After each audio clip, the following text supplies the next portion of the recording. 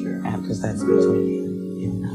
Sure. Thank you for coming. Thank you for inviting me. I'm sitting here with Tom Metzger, Director of War. Until 1980 was the Grand Dragon of the KKK in California. A lot of people have said a lot of different things about you, but I have a scenario I want to put out because I think that will help me understand. Say you're going down the street in your car, a toddler, maybe 2.5 years old, toddles out, gets hit by a car speeds away. You get out, you go, and the child is black. Yes. What do you do? I do what I would expect anybody would do, and that's get the kid help, medication, whatever. Under those conditions, that's exactly what I would expect anyone who is associated with me to do. Strangely enough, that's not the answer most people would expect to hear from you, but we'll be right back.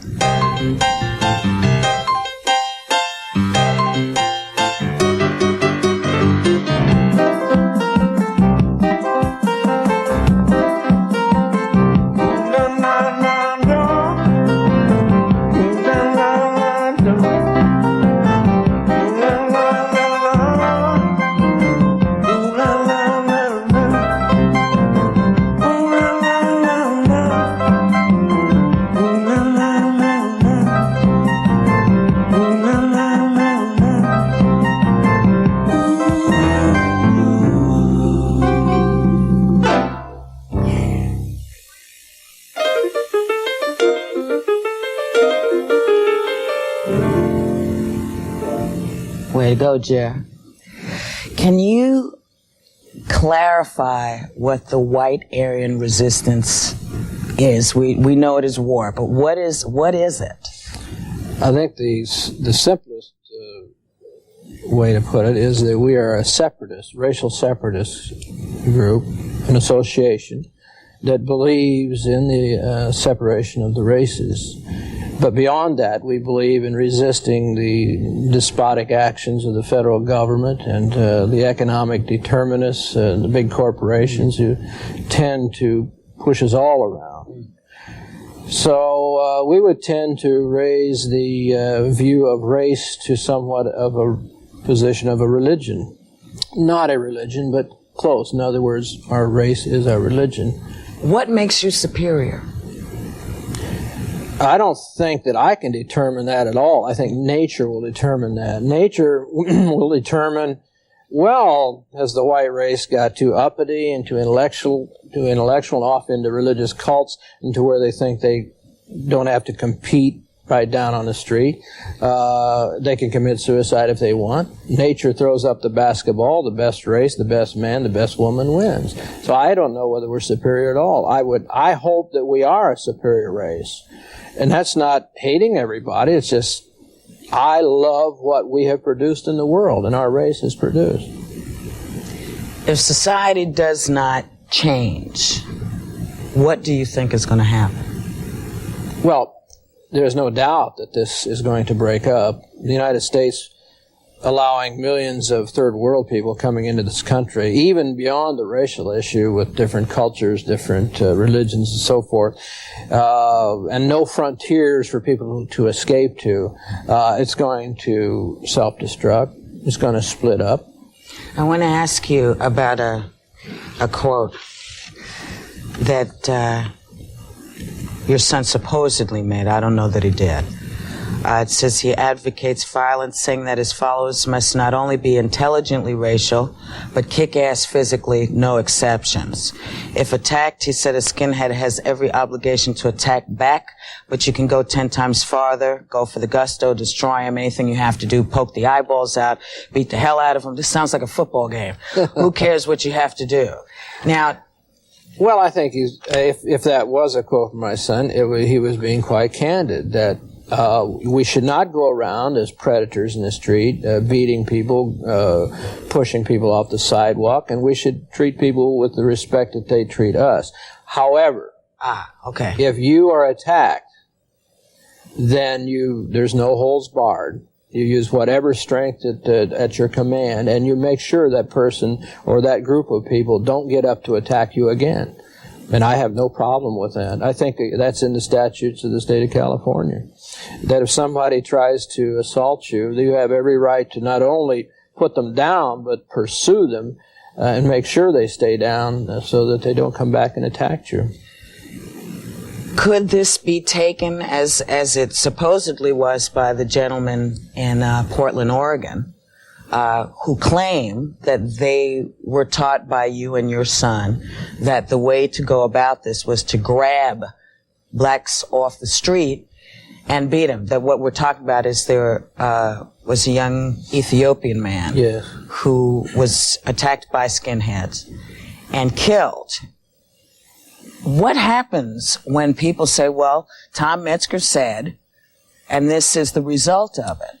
Well, for one thing, the man that was involved in that, as far as we know, didn't even read my newspapers before that time. And you're talking about the young man? Yes. Okay.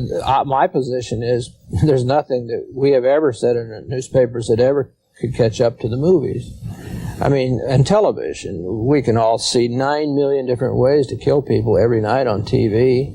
And we can go to the movies and see some very interesting, sophisticated ways to kill people.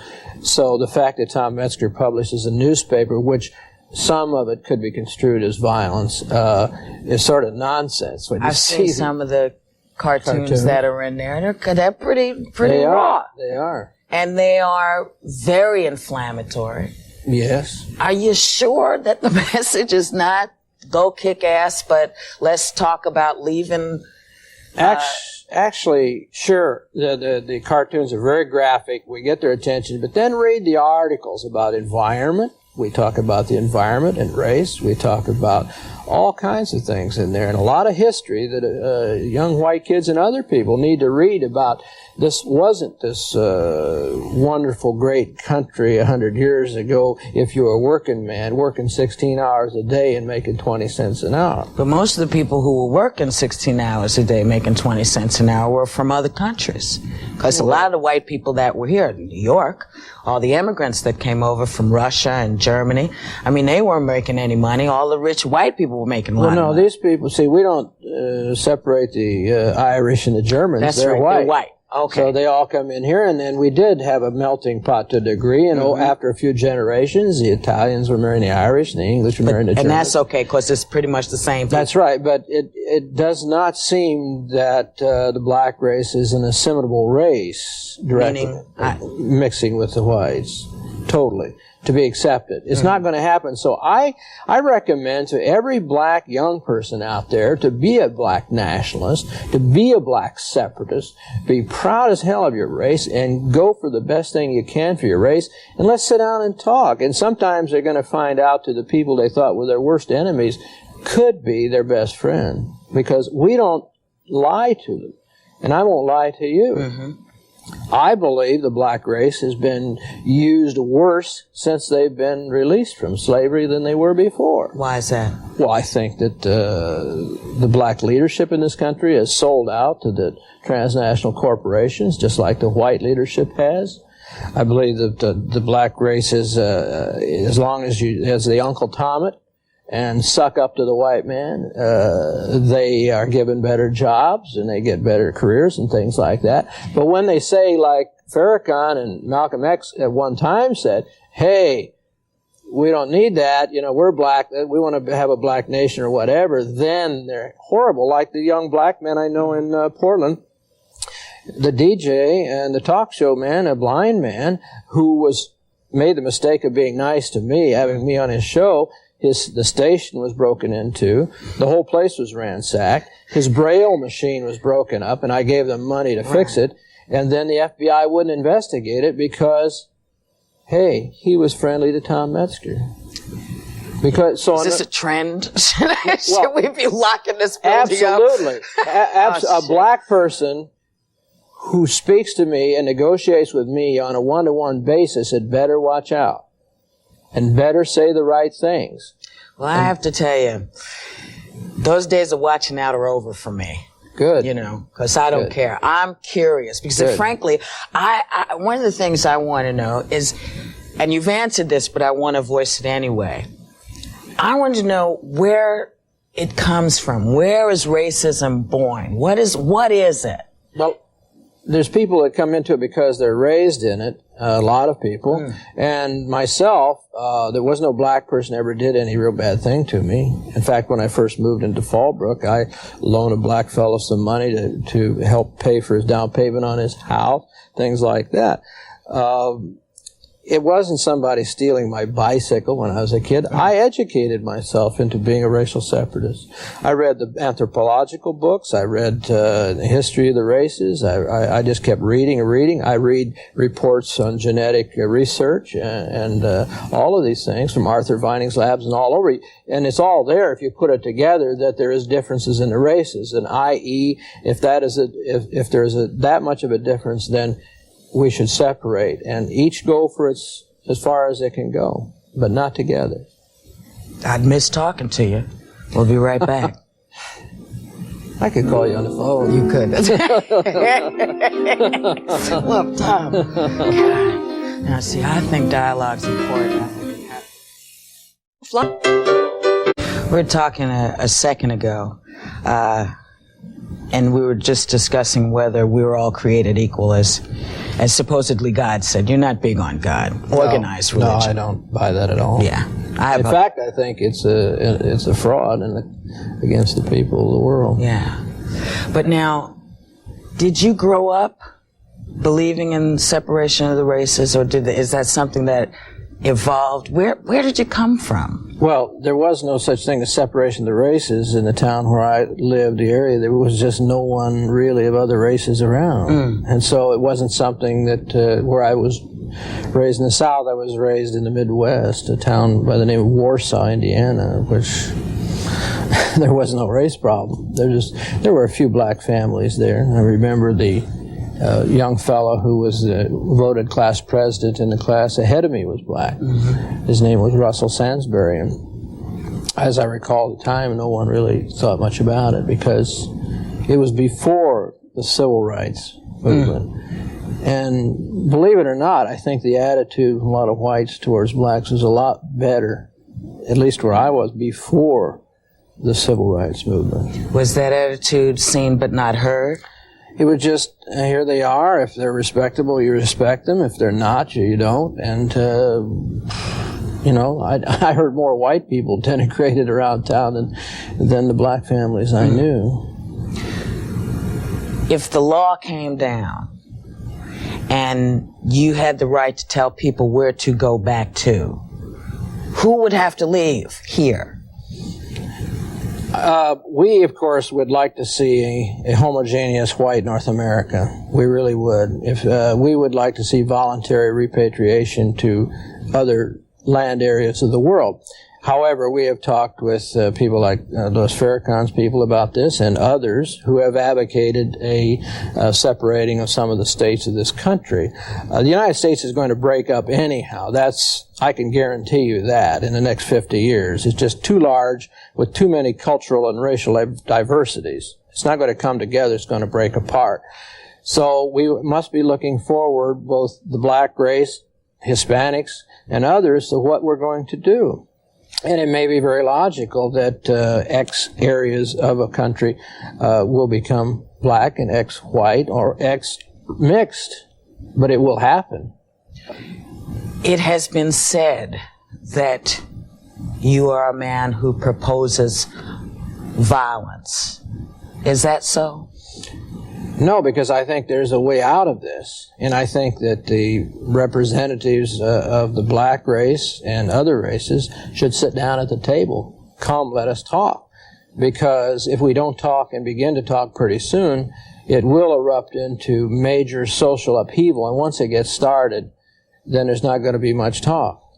Have you been able to convince, I was reading some of the newspapers, and have you been able to convince the young people that there is a nonviolent way to have discussion? Because the skinheads, or as they're known, there's so many different factions on both sides, seem to have a very, very violent streak. That's true. A lot of the violence is perceived in the mode of dress and like that more than actual violence. I think if you compare the crime figures of skinheads to any other group in American society, you'd find their actual criminal convictions to be very low, but they do have this fearsome look, the way they dress and so forth.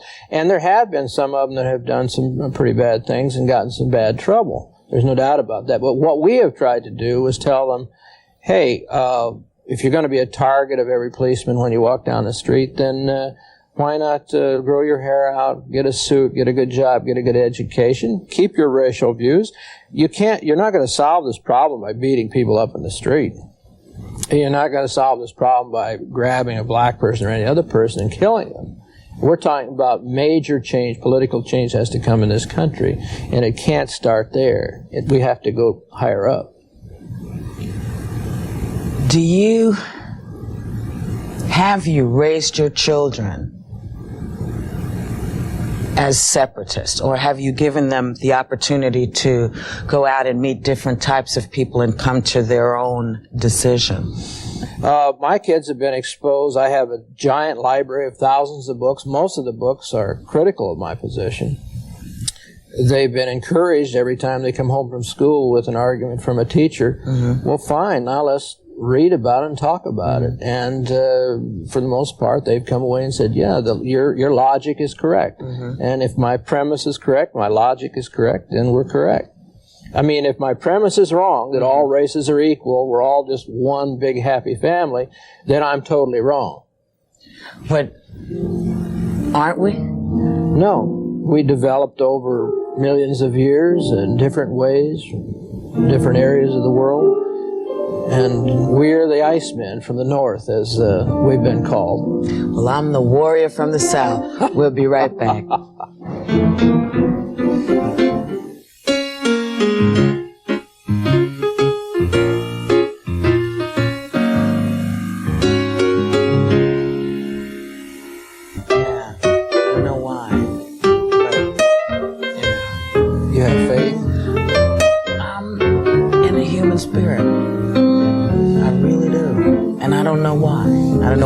The history of the world is not that. I know, but maybe we could change it. We're back. Sorry, we're back. We're back with Tom Metzger. What's your stance on abortion? Or pro-choice, I should say. Well, I think that people should, we've sort of modified our view on that, which may seem a little bit callous. We've said that non-white people should have all the abortions they want free on demand. We would encourage white people not to have abortions. However, I don't believe I can support a law, because I'm so sick and tired of more and more laws in this country that would force people not. Because if a white lady does not want a baby that bad, then I don't think the baby would be really loved and taken care of. And so even though I would encourage white women to have the children, and at least put them up for adoption, I wouldn't support the law anymore that would be against it. We will be outnumbered. Like I said, we're maybe 16%. Gore Vidal said 16% the other day in an interview. And so I don't believe if the black race can help itself out by limiting its population, have a higher living standard, they should do it. And I'm not just talking about blacks. I mean, this thing is sort of it's like pick on blacks. I mean, you got Hispanics, you got all these other minorities. I'm talking about minorities. So it's abortion for minorities only with white women having the choice whether to do it or not. Well, or am I misunderstanding? No, I'm not saying force black people or anybody to have an abortion, but I'm saying it should be abortion on demand for minorities, and the state should pay for it. And white women should be encouraged but not forced not to have an abortion, because I wish the more laws we make, the worse it gets. Something to think about. Thank you for coming and talking to me. Thank you. And thank you for showing up. I'll see you tomorrow night.